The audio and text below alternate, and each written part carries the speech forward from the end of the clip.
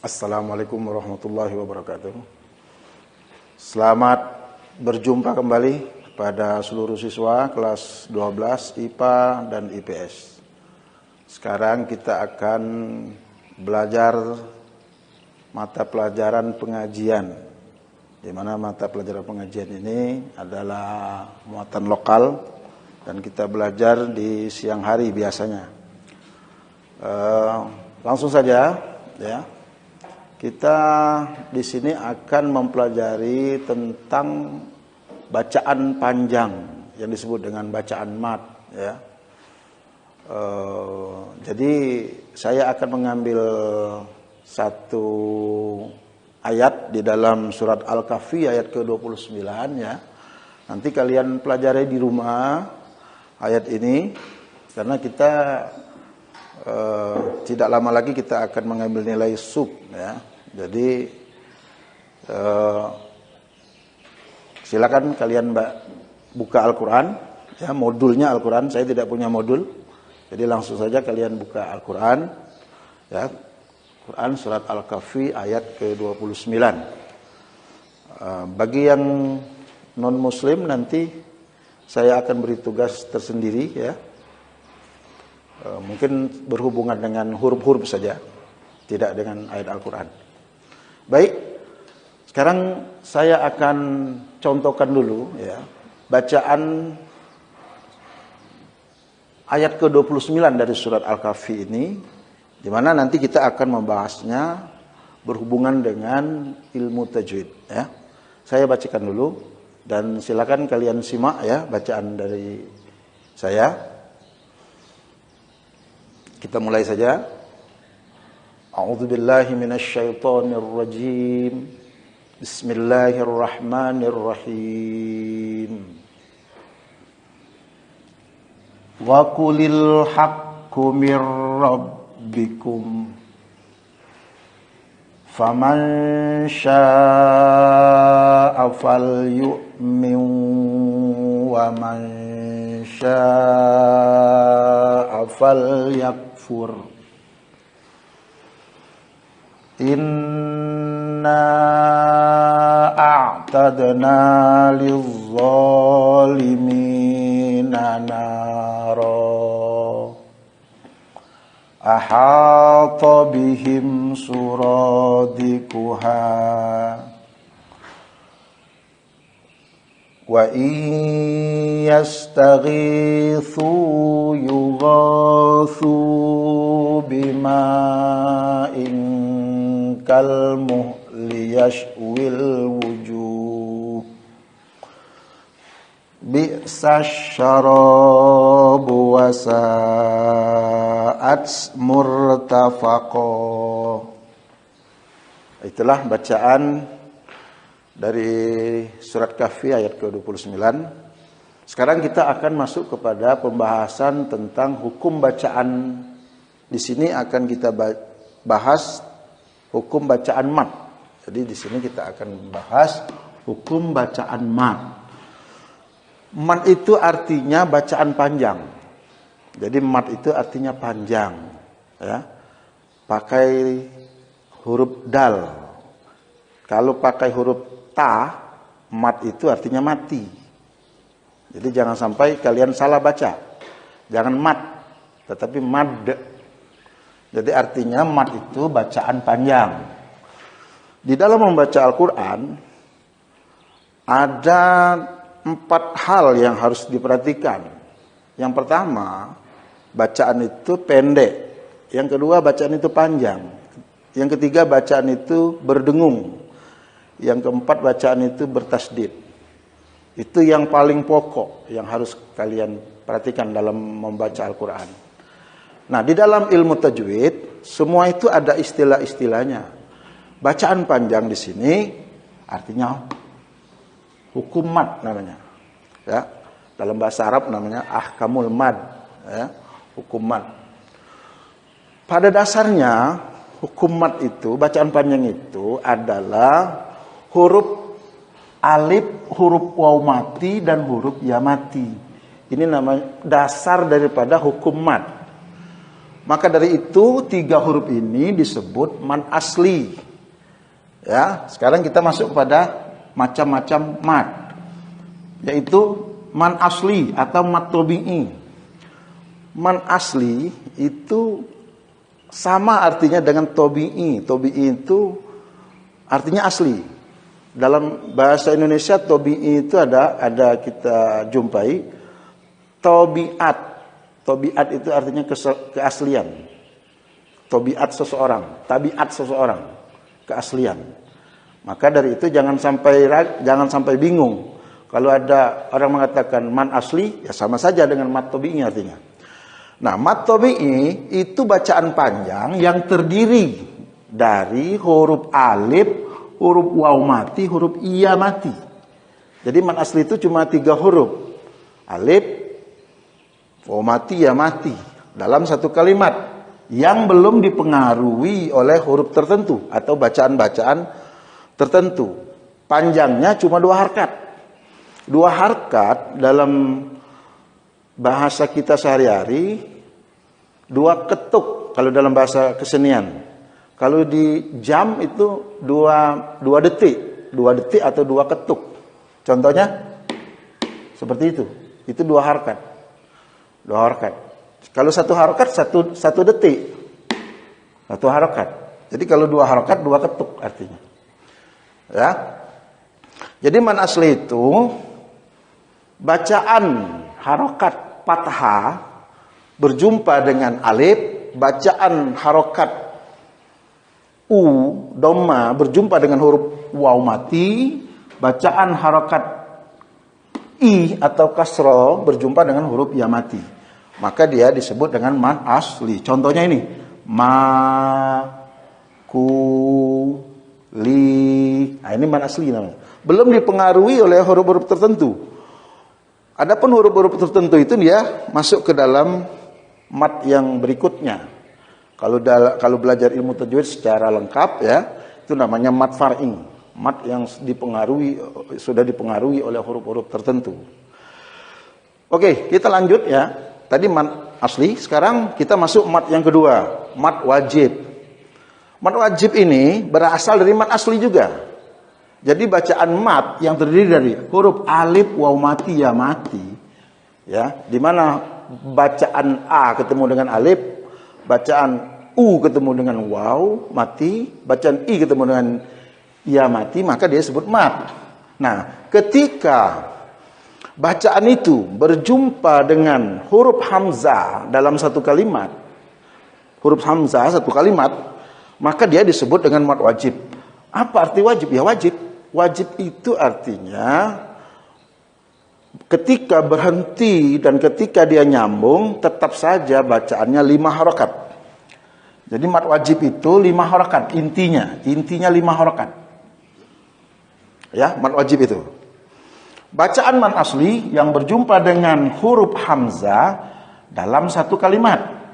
Panjang bacaannya 5 harokat. Nah, kalau di dalam Al-Quran ya, mad wajib itu selalu ditulis dengan huruf hamzah. Nah, ini contohnya ini. Paman sya, dalam ayat ini, paman sya ya, di sini ada paman sya.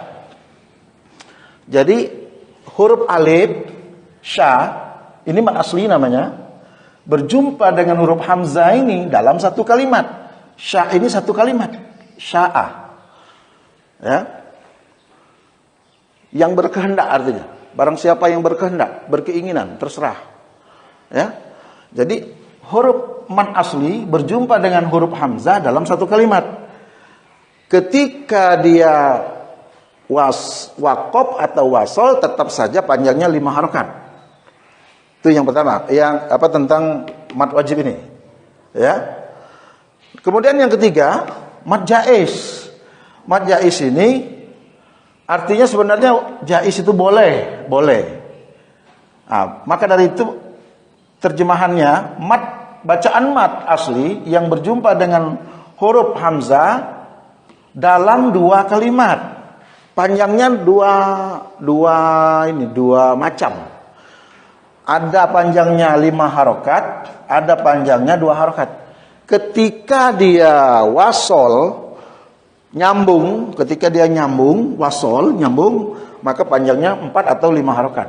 Artinya jais ini boleh 4, boleh 5. Beda dengan wajib tadi, kalau wajib harus 5. Ketika dia wakof, berhenti, maka panjangnya cuma ada 2 harokat. Contoh, inna ini ada mat asli, ketemu dengan hamzah, ini hamzah ini.